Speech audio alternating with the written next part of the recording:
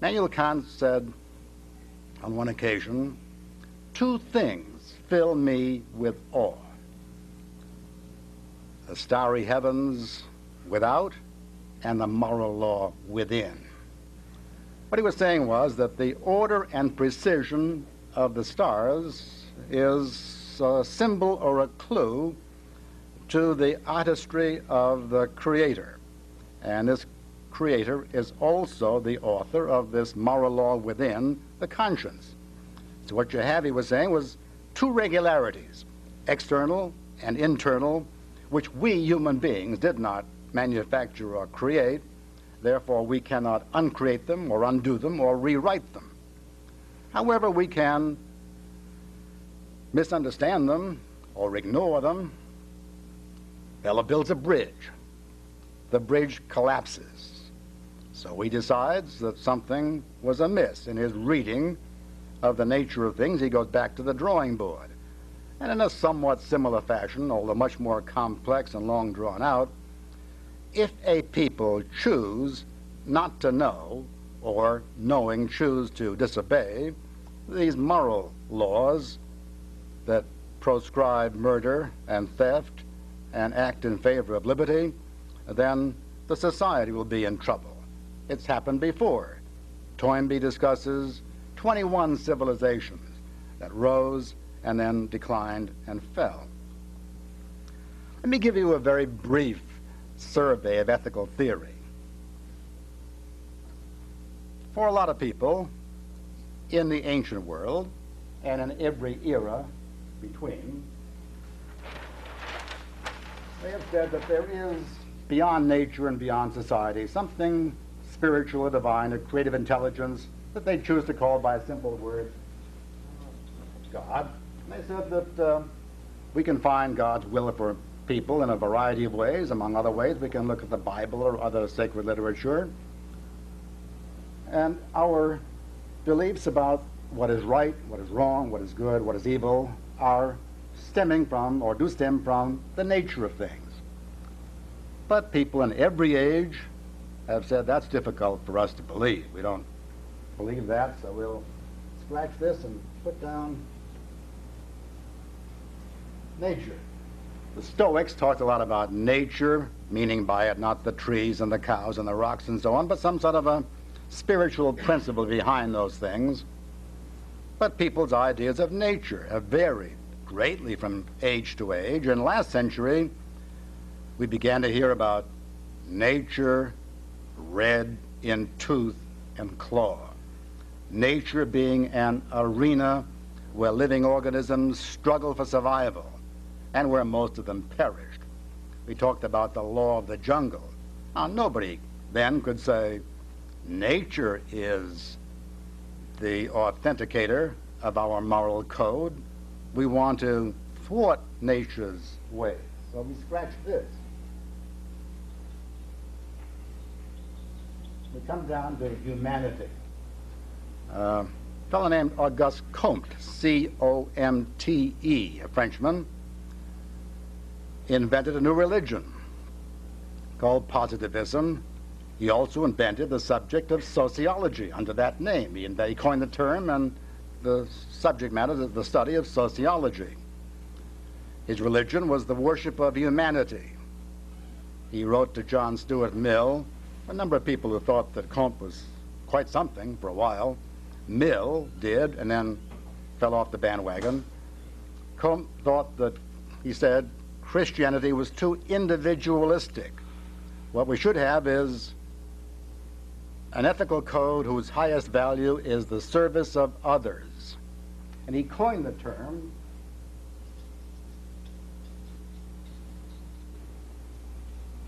Comte's term, a 19th century term, altruism, otherism. A mother attempted to explain to her young son that he was to serve others, and after puzzling for a bit, the kid said, "But Mom, who do the others serve?" And there have been other witticisms somewhat similar to that. The fellow says, "I love humanity. It's people I can't stand." And someone else pointed out that Jesus didn't say love your neighborhood. Anybody can love his neighborhood, It's loving your neighbor that's the problem. So, humanity, too vague a term. And so we swapped that one next for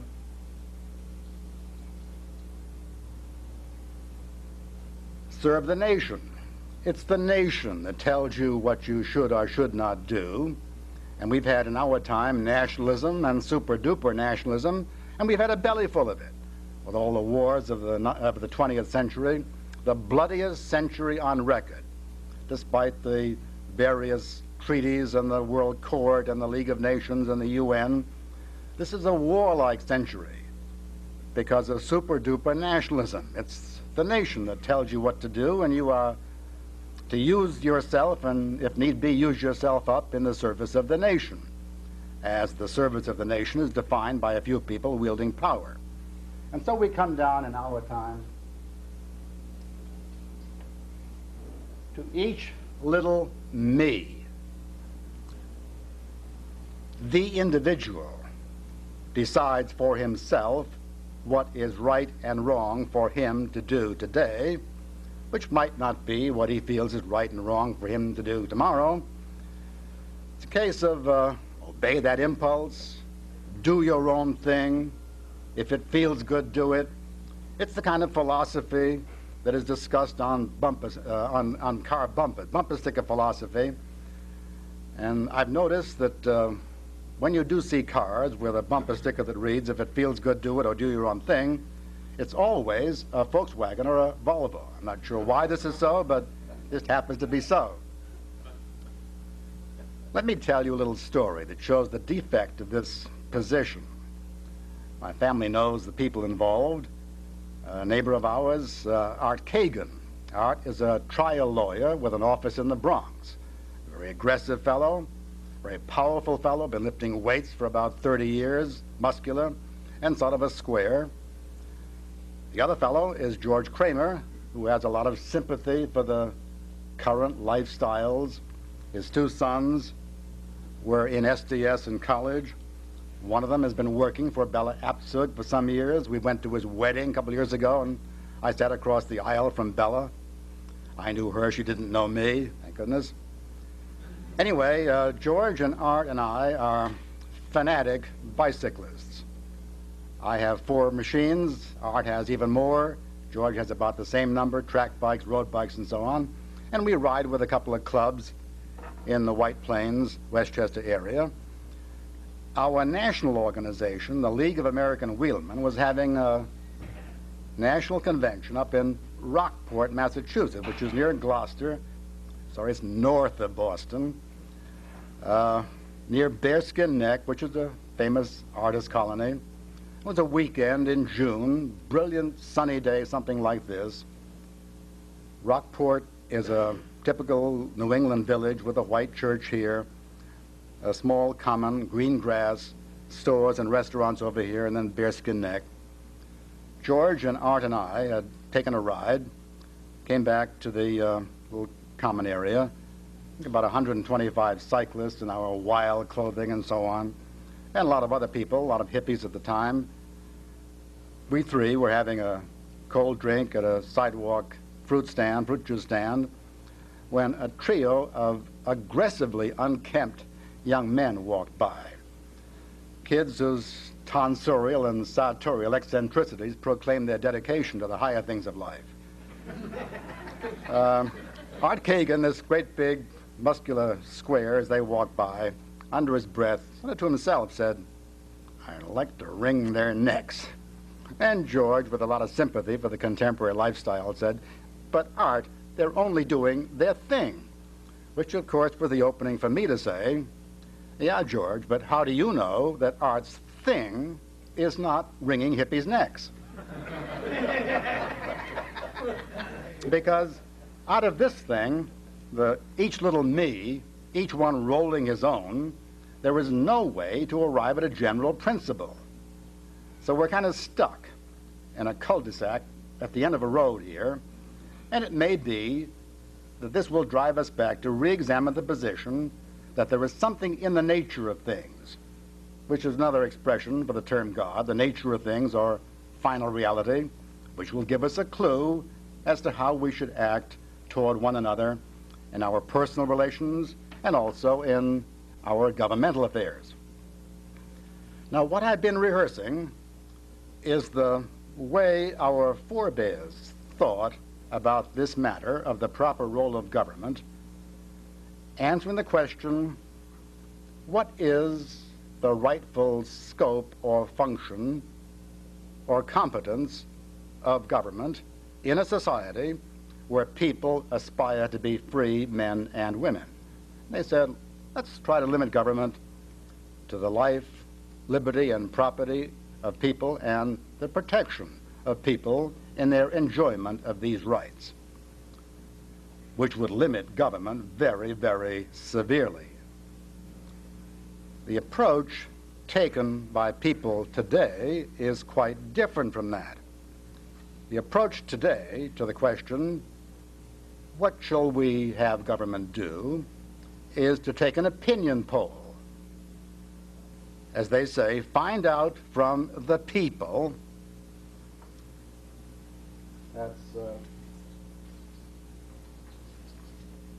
Find out from the people what a majority of the people want government to do, and then simply elect the politicians who will give it to them.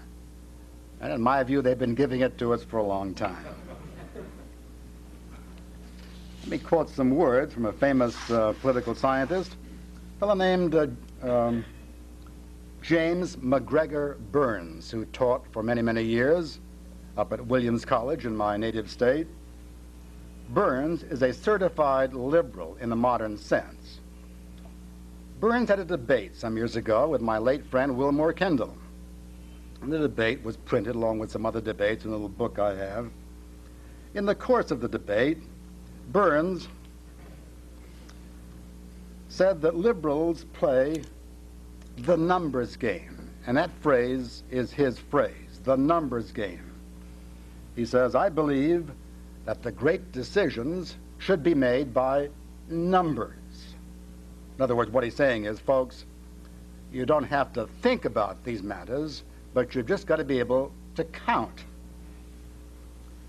In the question period, someone called him on this, and he rephrased the question, what does a majority have the right to do? And he answers his own question. A majority has the right to do anything in the economic and social arena that is relevant to our national problems and national purposes. End of quote. But then realizing the enormity of what he has just said, he backs off and adds, except to change the basic rules of the game, which is the question we're trying to get at. What are the basic rules of the game? Now, some liberals do not make this final disclaimer.